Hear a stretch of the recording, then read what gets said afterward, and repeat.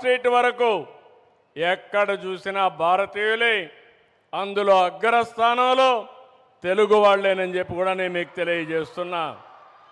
ఒక సుందర పిచ్చయ్, నాదెళ్ల సత్య, ఇంద్రా నోయి, అజయ్ బంగా, శాంతను నారాయణ ఇలాంటి వాళ్ళందరూ ఇంటర్నేషనల్గా వెళ్ళి బ్రహ్మాండంగా పనిచేస్తున్నారు.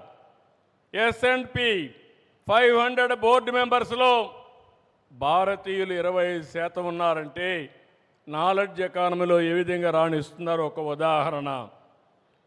గ్లోబల్ కెపాసిటీ సెంటర్స్లో దగ్గర 13 నుంచి 15% మన వాళ్ళే ఉండే పరిస్థితికి వచ్చారు.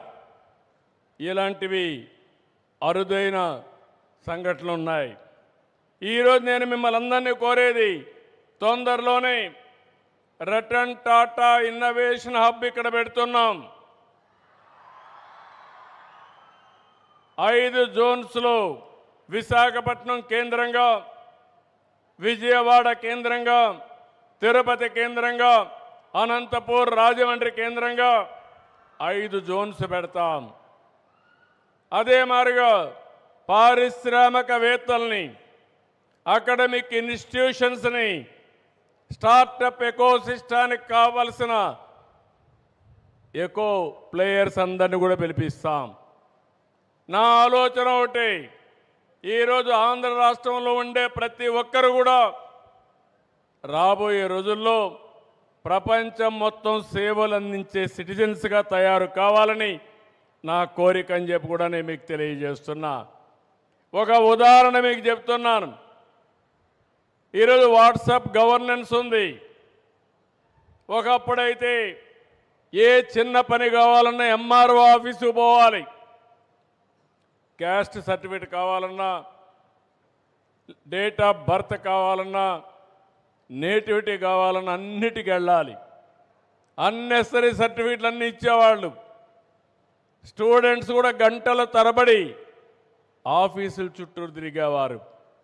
ఈరోజు నేను వచ్చిన తర్వాత ఒకటి ఇంట్రడ్యూస్ చేశాను, వాట్సాప్ గవర్నెన్స్.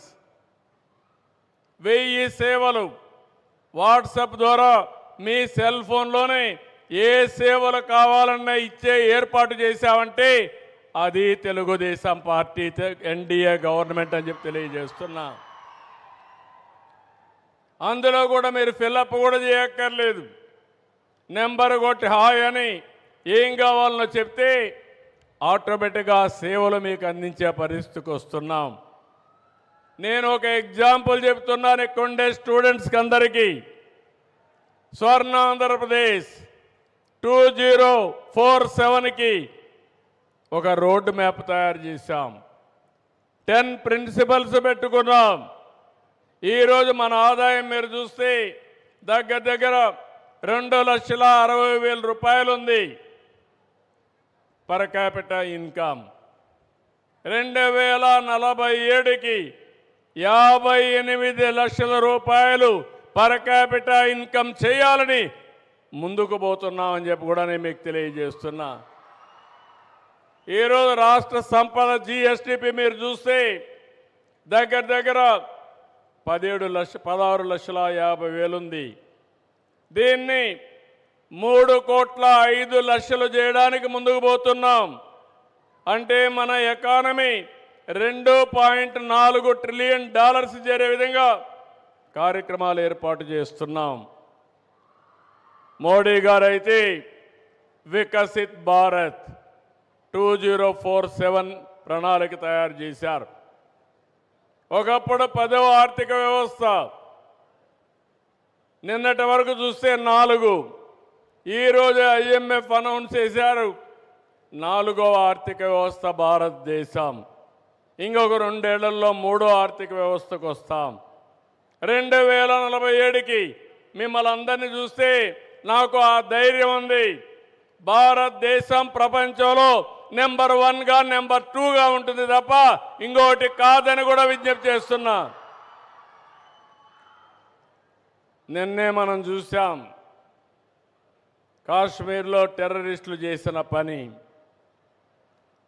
ఈ దేశం యొక్క శక్తి ముందర ఇలాంటి కుయుక్తులు ఏమీ పని చేయవు. అది గుర్తుపెట్టుకోమని హెచ్చరిస్తున్నా. ఎవరైనా భారతదేశ జోలుకొస్తే అక్కడి నుంచి మటాష్ అయిపోతారు తప్ప వీళ్ళు చేయగలిగింది ఏమీ ఉండదు. తీవ్రవాద సమస్య కానీ టెర్రరిస్ట్ సమస్యలు కానీ ఈ దేశాన్ని ఏమీ కూడా షేక్ చేయలేవు. అది భారతీయుల్లో ఉండే ధైర్యం, ఐకమత్యం. అవసరమైతే ఇలాంటి సవాళ్ళు వచ్చినప్పుడు మనం అందరం కూడా సంఘటితంగా ఉండి ఈ దేశాన్ని రక్షించుకునే శక్తి, యుక్తి భారతీయులకు ఉందని చెప్పి కూడా నేను మీకు తెలియజేస్తున్నా. ఇక్కడికి వచ్చినప్పుడు నేను మిమ్మల్ని అందరినీ ఒకటే కోరుతున్నా. నేను ఎప్పుడూ మాట్లాడినా 20 ఏళ్ళకు 30 ఏళ్ళకు ముందే మాట్లాడుతూ ఉంటాను. చాలామంది అంటారు ఇవన్నీ మాకు అర్థం కావని. అర్థం చేసుకున్న వాళ్ళు బాగుపడుతున్నారు, అర్థం చేసుకోలేని వాళ్ళు అక్కడే ఉంటున్నారు. ఈరోజు నేను మిమ్మల్ని అందరినీ కోరేది ఒకటే. ఈరోజు ఆధార్ ఉంది. ఏ దేశానికి లేనటువంటి అడ్వాంటేజ్ భారతదేశానికి. డూప్లికేషన్ ఏం లేదు. ఇక్కడుండే అందరి ఫోటోలన్నీ తీసుకొని రియల్ టైంలో ఈ మీటింగ్కి ఎవరెవరు వచ్చారో ఐడెంటిఫై చేయగలుగుతామంటే దానికంటే శక్తి ఏం కావాలని మిమ్మల్ని అడుగుతున్నా. మీరంతా కూడా ఐటీ పిల్లలు కాబట్టి మీరు ఇంకా బాగా అర్థం చేసుకోగలుగుతారు. రెండోది, నేను చేసిన పని ప్రతి ఒక్క సిటిజన్ని పుట్టినప్పటి నుంచి అందరికీ ఆధార్ అథెంటికేషన్ చేస్తున్నాం. అక్కడి నుంచి ప్రతి ఒక్కరిని ఏ ఫ్యామిలీలో ఉంటారో ఫ్యామిలీకి కూడా బాండేజ్ పెడుతున్నాం, కలుపుతున్నాం. ప్రతి ఒక్క ఇల్లు జియో ట్యాగింగ్ చేస్తున్నాం. రేపు ఏదైనా ఒక విపత్తు వస్తే ఎవ్వరు చెప్పక్కర్లేదు. ప్రోగ్రామ్ చేసి వాళ్ళకు మెడిసిన్స్ కావాలన్నా, ఫుడ్ కావాలన్నా డ్రోన్స్ ద్వారా పంపించే పరిస్థితి వస్తుందని చెప్పి కూడా నేను మీకు తెలియజేస్తున్నా. ఇంకో పక్కన ఈరోజు నేను ఒకటే గవర్నమెంట్ ఆఫ్ ఇండియా కానీ గవర్నమెంట్ ఆఫ్ ఆంధ్రప్రదేశ్ కానీ ఇచ్చే సంక్షేమ కార్యక్రమాలు లేకుంటే మనం అందించే సేవలన్నీ కూడా ఇంటిగ్రేట్ చేస్తున్నాం.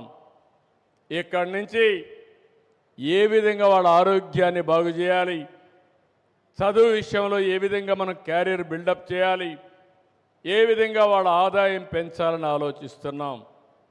ఈరోజు ఒక్క విషయమే మీకు చెప్తున్నాను. డేటా ఉంది, హిస్టారికల్ డేటా, టూల్స్ ఉన్నాయి, ఏఐ వచ్చింది, నాలెడ్జ్ ఉంది. ప్రపంచమంతా ఎక్కడుండే నాలెడ్జ్ కూడా తీసుకునే అవకాశం వచ్చింది. కంప్యూటింగ్ ఇంకో పక్కన రియల్ టైం డేటా ఉంది. సెటిలైట్స్ వచ్చాయి, డ్రోన్స్ వచ్చాయి, సీసీటీవీ కెమెరాలు ఉన్నాయి, వేరబుల్స్ ఉన్నాయి, ఐఓటీస్ ఉన్నాయి. రియల్ టైం డేటా వస్తుంది. ఇవన్నీ ఉపయోగించుకొని రియల్ టైం సొల్యూషన్ కూడా 90-95% మనం ఇచ్చే అవకాశం వస్తుంది. ఇది ప్రివెంటివ్ హెల్త్ కావచ్చు, అగ్రికల్చర్ ప్రొడక్టివిటీ, మార్కెటింగ్ కావచ్చు, లేకపోతే ఏదైనా చేసే అవకాశాలు వస్తున్నాయి. అందుకే నేను అన్నాను మనం అందరం కూడా ఒక ఇన్స్పైరింగ్ టైంలో ఉన్నామని. అది చేసే శక్తి కావాలి. ఆ శక్తి భారతీయులకు ఉంది. మీరు ఒక్క విషయం గుర్తుపెట్టుకోండి. 91లో ఆర్థిక సంస్కరణలు వచ్చాయి. ఈ తెలుగు బిడ్డే పివి నరసింహారావు గారు ఆర్థిక సంస్కరణలు ప్రారంభించారు. అదే సమయంలో మిడ్-90లో టెక్నాలజీ వచ్చింది. మనం అందరం ఫస్ట్ మూవర్ అడ్వాంటేజ్ కింద ముందుకు పోయాం. మనకు కలిసి వచ్చింది డెమోగ్రఫిక్ అడ్వాంటేజ్, డివిడెంట్గా వచ్చింది. యువత ఏ దేశంలో ఉన్నారో ఆ దేశానికి భవిష్యత్తుకు భరోసా లేదు.